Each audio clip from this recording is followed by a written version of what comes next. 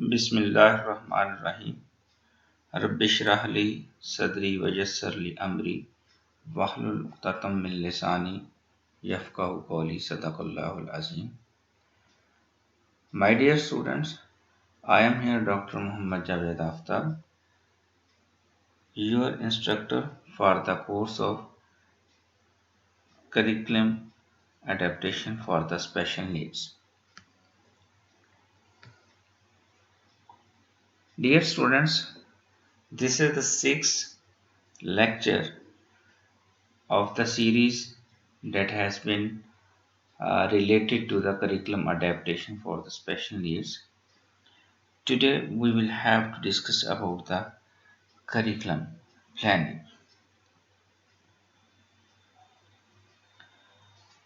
What is curriculum planning?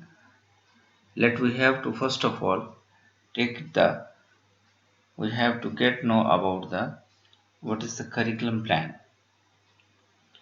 Basically, a curriculum plan is the advanced arrangement of learning opportunities for a particular population of learners. The curriculum planning is a process whereby the arrangements of curriculum plan or learning opportunities are created. Also, the curriculum planning is the process of preparing for the duties of teaching, deciding upon goals and emphasis, determining the curriculum content, selecting learning resources and classroom procedures, evaluating progress and looking towards the next steps.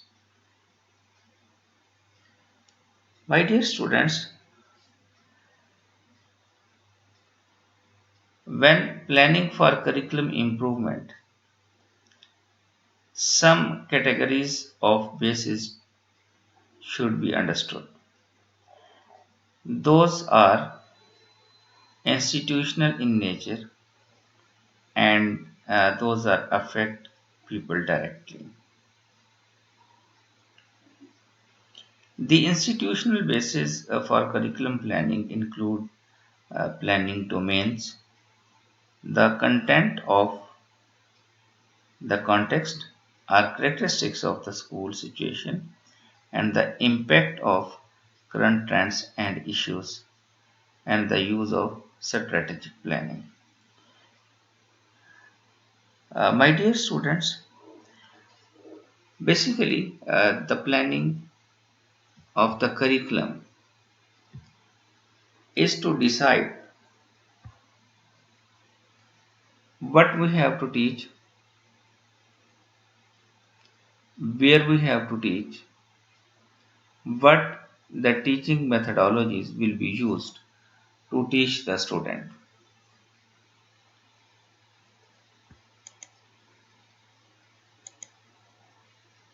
Also, the curriculum planning is a process in which participants at many levels we have to make the decisions regarding the how we have to impart the knowledge, how we have to transfer the information, and what will be the situation in which we have to imparting the knowledge and the skills to the learners. And we have to also decide how we can make successful this transformation of the knowledge and the transformation of the skills.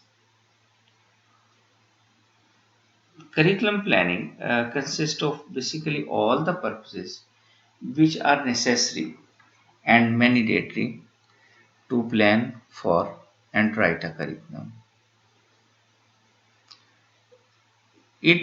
The curriculum planning basically help us and write down a curriculum. Curriculum planning is the process of gathering and sorting, selecting, balancing and synthesizing relevant information from any source in order to design the use experiences that will assist learners in attaining goals of the curriculum. What are the goals of curriculum? What the student will be learn, what kind of the information and the skills they will learn, and what are their educational objectives, and how those educational objectives will be met.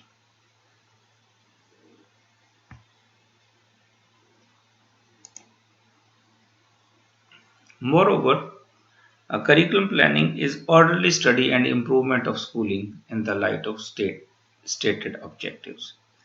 कि हम इसमें ये देखेंगे कि curriculum planning बुनियादी तौर पर एक हमारे जितनी भी एक लर्नर के एक्सपीरियंसेस हैं स्कूल के अंदर, स्कूल की टेरिटरी के अंदर या स्कूल की टेरिटरी के बाहर जितने भी एक्सपीरियंसेस हैं उनकी उन तमाम एक्सपीरियंसेस को कैसे इम्प्रूव किया जा सकता है और उन तमाम ऑब्जेक्टिव्स की रोशनी में जो कि हमने करिकुलम और उस एजुकेशन देने के लिए जहाँ हम ये कह सकते हैं उस बच्चे की स्कूलिंग से पहले जो हमने डिसाइड कर लिए हैं कि इस बच्चे को हम क्या बनाना चाहते हैं, क्या करना चाहते हैं, किस तरह की हम एजुकेशन देना चाहते हैं, उन स्टेटेड ऑब्जेक्टिव्स को हासिल करने के लिए।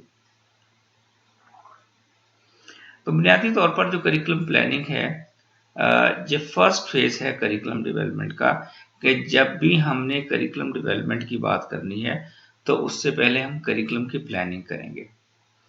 डेवलप करने से पहले हम सोचेंगे कि हमारा मटेरियल किस तरह का होगा, हम किस तरह के ऑब्जेक्टिव्स रखेंगे, हम किस तरह की स्किल्स बच्चों को देना चाहेंगे। तो हम करिकुलम को डेवलप करने से पहले जो प्रोसेस है वो करिकुलम प्लानिंग का है। हम पहले प्लान करते हैं और फिर हम डेवलप करते हैं। Basically we have to make up the decisions regarding the curriculum development. तो करिकुलम प्लानिंग बुनियादी तौर पर उन तमाम प्रोसेसेस का नाम है जो हमें बच्चे को किस तरह से हमने लर्निंग अपॉर्चुनिटीज प्रोवाइड करनी है, किस तरह से हमने उसको लर्निंग के मौके प्रोवाइड करने हैं, जो टीचर होगा वो किस तरह से बच्चे को पढ़ाएगा, किस तरह से मेथड ऑफ टीचिंग जो है वो इस्तेमाल करेगा, उसकी पेडागोजिकल स्किल्स क्या होंगी और क्लासरूम का इन्वायरमेंट क्या होगा और हमने किस तरह से कंड्यूसिव लर्निंग इन्वायरमेंट जनरेट करना होगा लर्नर के लिए। Dear student, the next slide is regarding the characteristics of curriculum planning. I have noted here 6 characteristics of the curriculum planning. Number 1 is curriculum planning is ultimately concerned with the experiences of the learner.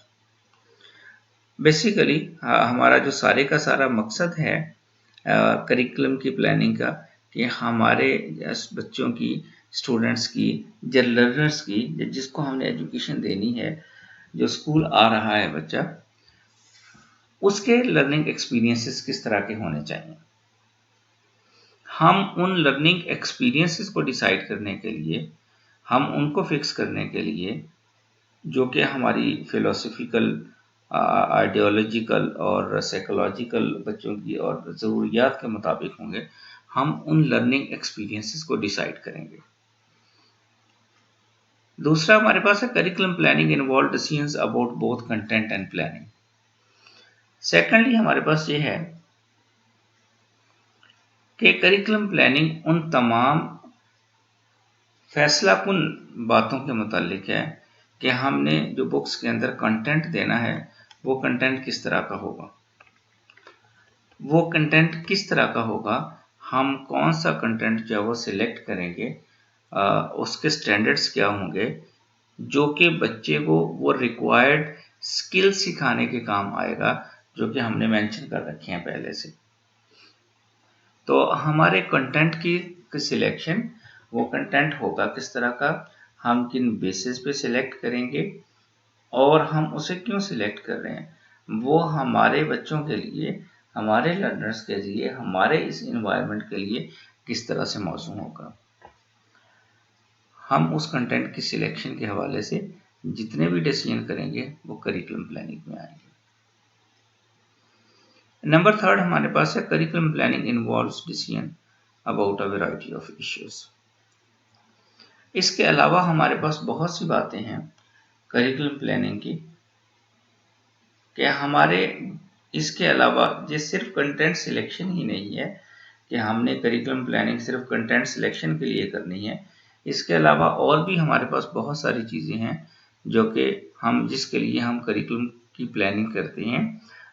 ये हमारे पास जो first phase है curriculum development का वो वकूफ़ पज़ीर होता है। हम बहुत सारे जो इश्यूज़ होते हैं उनको डिसाइड करने के लिए हम करिकुलम को प्लान करते हैं। इसमें करिकुलम प्लान करने के क्योंकि हमने इससे पहले ये कहा है कि जो करिकुलम डेवलपमेंट है उसका जो उससे पहला प्रोसेस है, जो पहला फेज़ है वो करिकुलम प्लानिंग का है।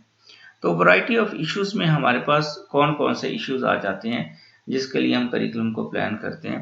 There are so many things. First of all तो हमें ये देखना होगा कि क्या जो हमारा करिकुलम हम प्लान कर रहे हैं, क्या वो हमारी फिलोसफिकल जो रिक्वायरमेंट्स हैं उनके मुताबिक है। फिर क्या वो बच्चे के इंटरेस्ट के मुताबिक है। क्या वो हमारे पास जो साइकोलॉजिकल नीड्स हैं, साइकोलॉजिकल फाउंडेशंस के साथ मैच करता है। फिर हम ये देख सकते हैं कि वो सोशियोलॉजिकल नीड्स को भी फुलफिल करता है। और चूंकि करिकुलम हमारी किसी भी सोसाइटी का आईनादार होता है, हर करिकुलम उस सोसाइटी का मिरर होता है जिस सोसाइटी के लिए वो बनाया जाता है, क्योंकि बेसिकली सोसाइटी ही डिसाइड करती है कि करिकुलम किस तरह का होना चाहिए।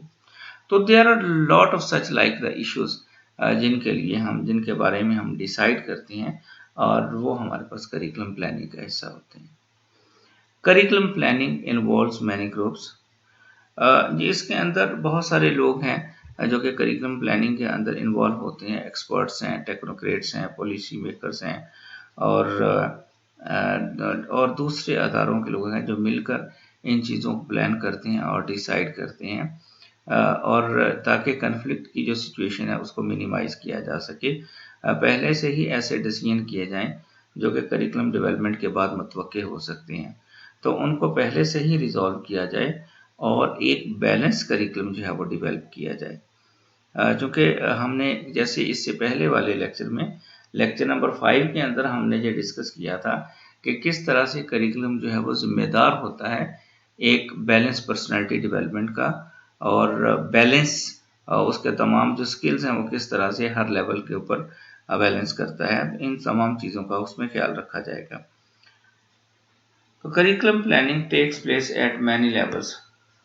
अब हमारे पास डिफरेंट स्टेजेस हैं करिकुलम प्लानिंग की पाकिस्तान के अंदर भी, और डिफरेंट स्टेजेस हैं जो कि हमारे पास मुख्तलिफ मराहल से होता हुआ जो करिकुलम की डेवलपमेंट है वो पाया तकमील तक पहुँचती है।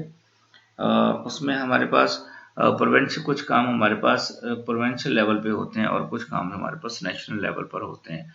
तो ये करिकुलम प्लानिंग का जो पार्ट है वो हर जगह पर जो मौजूद होता है, और जिस भी स्टेज पर हम उसको करना चाहते हैं वो करिकुलम के ऑब्जेक्टिव से लेकर SLO से लेकर जो हम मटेरियल डेवलप करने तक और बुक्स की प्रिंटिंग तक हर जगह पर करिकुलम प्लानिंग का जो है वो हिस्सा होता है।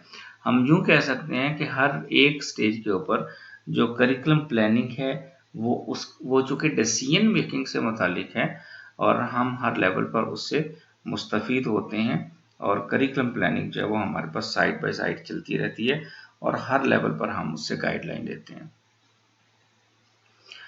लास्टली हमारे पास है कि curriculum planning is a continuous process. ऐसा नहीं है कि हमारे पास हमने एक दफ़ा करिकुलम को प्लान कर लिया और उसके बाद जो है वो हमारे पास चीज़ें ख़त्म हो जाएंगी। करिकुलम प्लानिंग बुनियादी तौर पर एक तो ये है कि जैसे हम करिकुलम का प्रोसेस स्टार्ट करेंगे तब से लेकर मटेरियल की डेवलपमेंट तक, और फाइनली हमारे यहाँ जैसे टेक्स्ट बुक्स बनती हैं उस आखिरी मरहले तक, और फिर देन उसकी जो है वो करिकुलम की इम्प्लीमेंटेशन तक जब वो करिकुलम प्लानिंग जब वो साइड बाय साइड काम करता है। लेकिन इसके बाद भी करिकुलम का जो प्लानिंग का काम ख़त्म नहीं हो जाता। करिकुलम प्लानिंग इसके बाद इवैल्यूएशन के साथ चलती है। इवैल्यूएट किया जाता है कि किस तरह से हम जो है वो बच्चे की इवैल्यूएशन करेंगे, और देन जो करिकुलम है उसकी इवैल्यूएशन कैसी होगी। करिकुलम की इवैल्यूएशन देखा जाएगा कि क्या हमने जो ऑब्जेक्टिव्स मेजर किए थे क्या करिकुलम उन तमाम ऑब्जेक्टिव्स को मीट कर रहा है जो हमने जिस तरह से बच्चे की पर्सनैलिटी डेवलपमेंट, उसकी कैरियर डेवलपमेंट, उसकी वोकेशनल स्किल्स और उसकी साइकोलॉजिकल स्किल्स, उसकी सोशल स्किल्स को हमने जिस तरह से हमने सोचा था कि इस करिकुलम के नतीजे में ये सारी चीज़ें डेवलप होंगी, क्या ऐसा हो रहा है? क्या ऐसी तमाम चीज़ें जो है वो डेवलप हो रही हैं या नहीं होंगी? तो करिकुलम इवैल्यूएशन के अंदर भी करिकुलम प्लानिंग का रोल होगा और ये चलता रहेगा। जो करिकुलम प्लानिंग अगर हमारे पास इवैल्यूएशन के अंदर कुछ हमारे पास प्रॉब्लम्स हमारे सामने आते हैं, कुछ हमारे पास इश्यूज सामने आते हैं, तो हम उनको दोबारा से प्रोसीड करने के लिए फिर से करिकुलम प्लानिंग करेंगे और देखेंगे कि किन जगहों पर हमारे पास प्रॉब्लम आई है और किस स्टेज पर हमारे पास इशू आया है और उनको दोबारा से रिजॉल्व किया जाए और रिजॉल्व करके दोबारा से नेक्स्ट स्टेज के अंदर, जिसे हम करिकुलम इम्प्रूवमेंट का नाम देते हैं, उसका हिस्सा बनाया जाएगा उन चीज़ों को और करिकुलम को इम्प्रूव किया जाएगा और देन से जो है वो उसको रीलॉन्च और री इम्प्लीमेंट किया जाएगा और देन से जो है वो उसको इवेल्युएट किया जाएगा। तो ये एक कंटिन्यूस प्रोसेस है और चलता रहता है, क्योंकि करिकुलम इटसेल्फ जो है वो डायनामिक है, क्योंकि डायनामिक है और फ्लेक्सिबल होना चाहिए और है भी। इसी में करिकुलम की करेक्टरिस्टिक्स के अंदर ये शामिल है कि जो एक अच्छा करिकुलम है, गुड करिकुलम है, परफेक्ट तो हम नहीं कह सकते, लेकिन गुड करिकुलम की एक करेक्टरिस्टिक है कि वो फ्लेक्सिबल होता है, डायनामिक होता है, वक़्त की ज़रूरियात जितनी भी रीसेंट इरा की नीड्स हैं उसको फुलफ़िल करता है और उसके अंदर जो फ्लेक्सिबिलिटी होती है कि अगर हम कुछ चीज़ों को इम्प्रूव करना चाहते हैं, देन वी कैन डू। हम उसको उसके अंदर इंटीग्रेट कर सकते हैं दूसरी चीज़ों को। टेक्नोलॉजी की इंटीग्रेशन पॉसिबिलिटी हो सकती है, सोशल कॉन्टेक्स्ट के साथ जो हमारे पास तब्दीलियाँ रूनमा हो रही होती हैं, उनको हम उसके अंदर कॉरपोरेट कर सकते हैं, इनकॉर्पोरेट कर सकते हैं और जो साथ साथ हमारे पास तब्दीलियाँ आ रही हैं उसके अकॉर्डिंगली उसको अमेंड कर सकते हैं और वो इस तरह से हमारे पास जो डायनामिक है कि वो साथ साथ इम्प्रूव हो रहा है और वक्त की ज़रूरियात को पूरा करने के लिए वो अपना रोल प्ले कर रहा है। बढ़ते हैं आगे। अब हमारे पास है कि इफ़ेक्टिव करिकुलम प्लानिंग क्या होती है। हम इसके ऊपर जो है वो डिटेल से हम इसको देखेंगे। हम इसके ऊपर तफसील से रोशनी डालेंगे कि हमारे पास जो एक इफ़ेक्टिव करिकुलम प्लानिंग है वो हमारे पास क्या होती है, या दूसरे लफ्ज़ों में हम उसके लिए कह सकते हैं कि जो एक इफ़ेक्टिव करिकुलम प्लानिंग है उसके लिए किन चीज़ों की ज़रूरत होती है।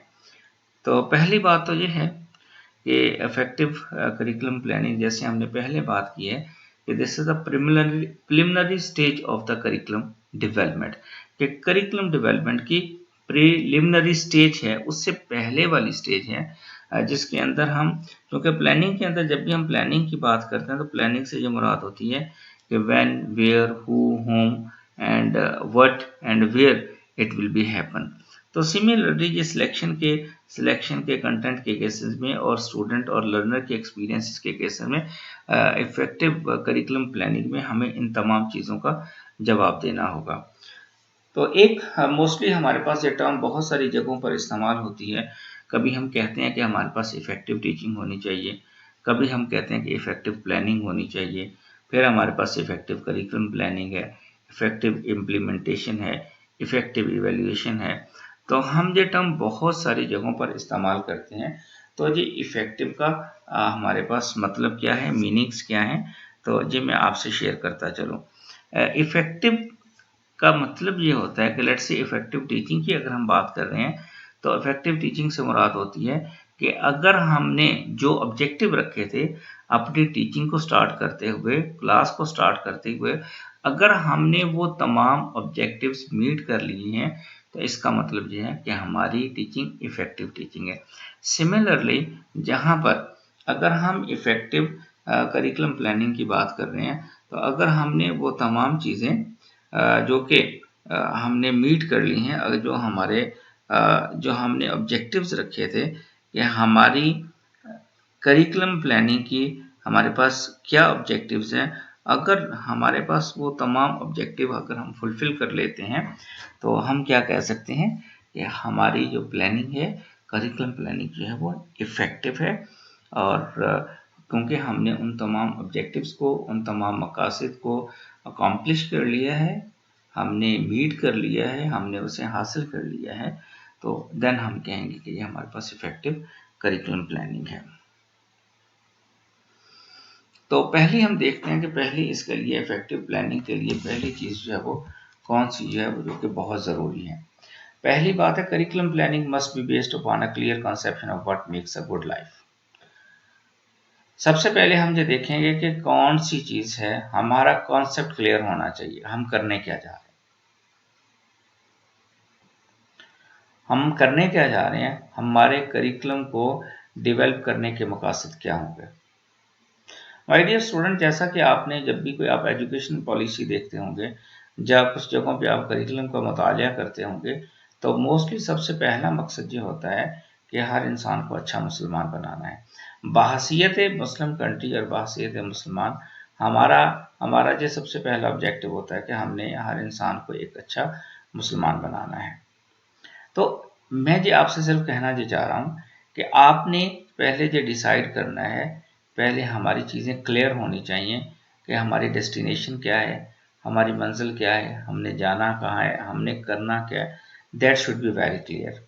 अगर हमें अपने डेस्टिनेशन के बारे में क्लियर होगा, अगर हम अपने गोल्स के बारे में क्लियर होगा, तो हम प्रॉपरली हम जो है वो एक प्रॉपर लाइंस के ऊपर हम सोच सकेंगे। हमारी जो लाइन ऑफ थिंकिंग है वो बहुत क्लियर होगी, तो फिर हमारे पास ऑटोमेटिकली प्लानिंग भी अच्छी होगी। दूसरी बात हमारे पास ये कि curriculum planning must take into account the characteristics of past, contemporary and future society. जी, हमने इससे पहले भी इसको क्या हमने कहा था कि जो हमारा करिकुलम है वो डायनामिक होता है, बट देखना ये हमने है कि जिस सोसाइटी के अंदर हम रह रहे हैं, हमने करिकुलम को डेवलप करते हुए उसके माजी के मुतालिक, उसकी मौजूदा सूरत हाल और उसका फ्यूचर, हमने तीनों चीज़ों को सामने रखना है कि इसके ये जो जिस नेशन के लिए, जिस सोसाइटी के लिए हम करिकुलम डेवलप करना चाहते हैं, उसकी ट्रेडिशंस क्या है, उसकी माजी की रवायात क्या है, उसने माजी का किस तरह का रोल प्ले किया है, किस तरह की उसकी चीज़ें रही हैं, उसका उस नेशन का, उस सोसाइटी का रोल क्या रहा है, माजी में उन्होंने किन चीज़ों को पसंद किया है और किसके अगेंस्ट में उन्होंने जो है वो एहतजाज किया है, किस चीज़ को जो सोसाइटी से नापसंद किया है, और फिर किस तरह से तब्दीलियाँ रूनमा हुई हैं। और इस वक्त कंटेम्प्रेरी जो हमारे पास रिसेंट इरा है, उसके अंदर जिस सोसाइटी के अंदर क्या चीज़ें आ रही हैं, और फिर हमें इस बात को भी जहन में रखना होगा कि फ्यूचर में इस सोसाइटी की क्या नीड्स होंगी। हम उन नीड्स को अभी सामने रखेंगे और उसके मुताबिक जो है वो करिकुलम को डेवलप करेंगे, प्लान करेंगे। तो नो डाउट प्लानिंग जो है वो हम हमेशा फ्यूचर के लिए करते हैं, लेकिन हम जहाँ पर तीनों चीज़ों की रेलेवेंसी देखना चाह रहे हैं, हम नो डाउट हम फ्यूचर की नीड्स को सामने रखेंगे, फ्यूचर की नीड्स के मुताबिक काम कर रहे होंगे, लेकिन हमने साथ ही साथ ये भी देखना होगा कि इसकी रिसेंट जो है वो इस दौर के अंदर इसकी ज़रूरियात क्या हैं। और इसके चूँकि हम रिसेंट चूँकि हमारे पास जितनी भी जो नॉलेज है, इंफॉर्मेशन है, स्किल्स है, इसका बहुत ज़्यादा गहरा ताल्लुक है सोसाइटी के अंदर लोगों के, रहने वाले लोगों के रवैयों के साथ, उनके सोशल एक्शंस के साथ, उनके नॉन एक्शंस के साथ इनका बहुत गहरा ताल्लुक है। तो इसलिए जहाँ पर तीनों जो हमारे पास इरा हैं कि पास्ट है, प्रेजेंट है और उस सोसाइटी का जो फ्यूचर है, तीनों एक दूसरे से जहाँ पर बहुत ज़्यादा गहरा लिंक उनका आपस में मौजूद है, वहाँ पर जो एक हम डायनामिक और फ्लेक्सिबल करिकुलम डेवलप करना चाहते हैं, उसके साथ भी इनका बहुत गहरा ताल्लुक है। हमें उन तमाम उस सोसाइटी की करेक्टरिस्टिक्स को इन तीनों रेफरेंस के अंदर जो है वो उसका ख्याल करना होगा। तीसरी बात हमारे पास ये है कि चूंकि करिकुलम जब भी हम डेवलप करते हैं तो हमारा मकसद क्या है कि किस एक इंडिविजुअल को हम उसके अंदर क्या तब्दीलियां देखना चाह रहे हैं। तब्दीलियों से मुराद है कि हम उसकी जो स्किल्स के अंदर क्या चेंजेस देखना चाह रहे हैं, हम उसके अंदर किस तरह की स्किल्स डेवलप करना चाह रहे हैं, उसको हम किस तरह का इंसान बनाना चाह रहे हैं। हमारे पास हम उसकी शख्सियत के अंदर जो है वो किस तरह की तब्दीलियां लाना चाह रहे हैं, या फिर हमारे पास वो किस तरह का इंसान हम फ्यूचर के अंदर एक्सपेक्ट कर रहे हैं जिसके लिए हम करिकुलम डेवलप कर रहे हैं। तो हमें उस इंडिविजुअल की नीड्स को और सोसाइटी की नीड्स को हमें उसका हमें ख्याल रखना होगा। और बल्कि ये बाकायदा करिकुलम का एक हिस्सा है और उसका एक ऑब्जेक्टिव है कि ऐसा करिकुलम डेवलप किया जाएगा जो उस सोसाइटी की ना सिर्फ प्रेजेंट नीड्स को बल्कि फ्यूचर नीड्स को भी वो टैकल करेगा, उसको मैच करेगा और उसके मुताबिक जो है वो चलेगा। तो इसलिए हम उसकी सोसाइटी की ज़रूरियात का with the help of the individual needs है उसका ख्याल रखेंगे। और इसके साथ साथ ये भी है कि हमें एक इंडिविजुअल की जिसके लिए हम करिकुलम डेवलप कर रहे हैं उसके अपने इंटरेस्ट का भी हमें ख्याल रखना होगा कि ताकि जो कि उसकी साइकोलॉजिकल नीड्स को जो है वो प्रॉपरली मैनेज कर सके।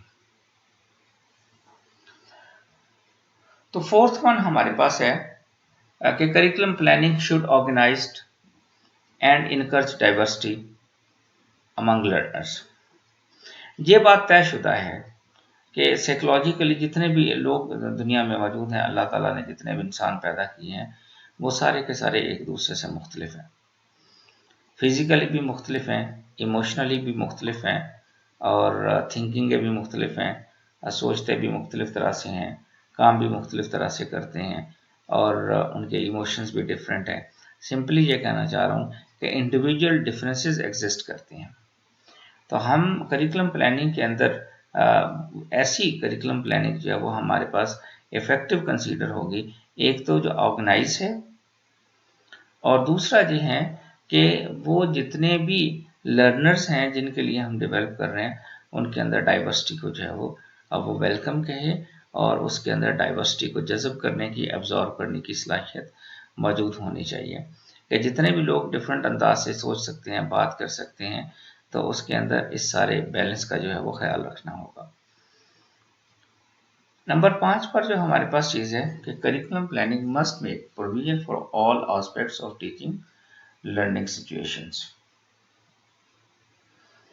ये करिकुलम प्लानिंग को इस बात का भी ख्याल रखना होगा कि हमारे पास जो टीचिंग लर्निंग प्रोसेस है वो किस तरह से वकूफ़ पज़ीर होगा, क्योंकि हम करिकुलम के अंदर बहुत सारी एक्टिविटीज़ सजेस्ट करते हैं कि हमारे क्योंकि करिकुलम ना सिर्फ इस चीज़ की प्लानिंग का नाम नहीं है कि हमने कंटेंट कैसे सिलेक्ट करना है, कौन सा कंटेंट सिलेक्ट करना है और कंटेंट की उनकी सिलेक्शन की किन प्रिंसिपल की बुनियाद पर हम कंटेंट सिलेक्ट करेंगे, या सिर्फ वो totality of the experience of the students है या फिर वो मिरर ऑफ द सोसाइटी है।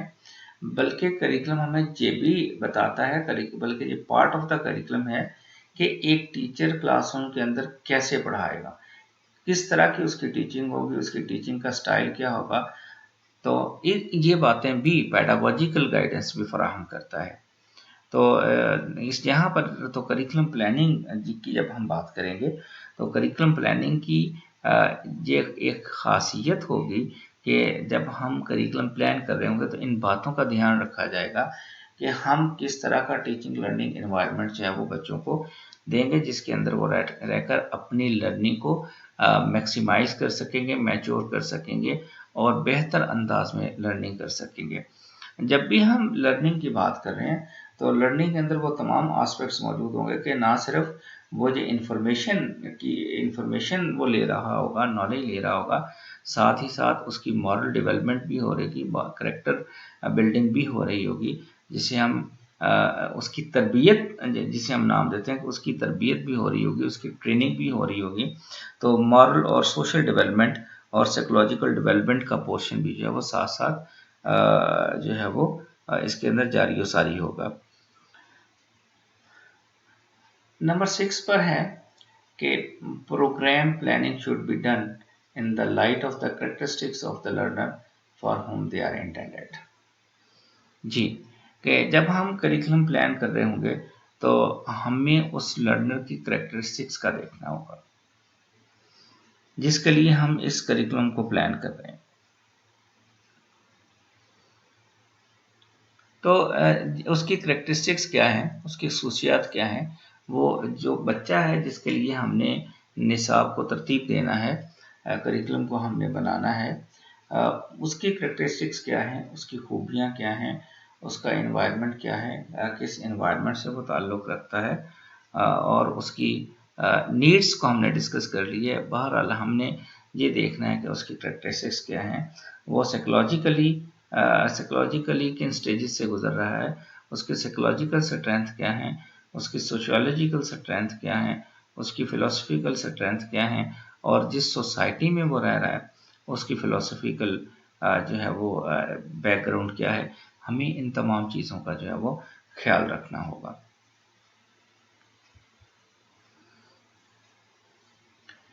नेक्स्ट हमारे पास है planning should also make use of approaches other than subject area approach.